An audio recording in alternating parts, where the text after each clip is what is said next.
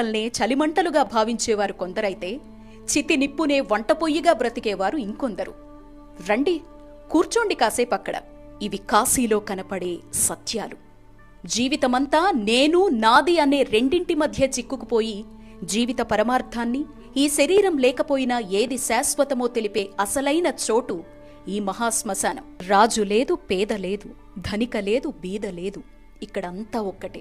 నీకోసం నీ వాళ్ళిక్కడికొచ్చినా కనీసం నిన్ను వదిలి వెళ్లేటప్పుడు వెనక్కు కూడా తిరిగి చూడరు.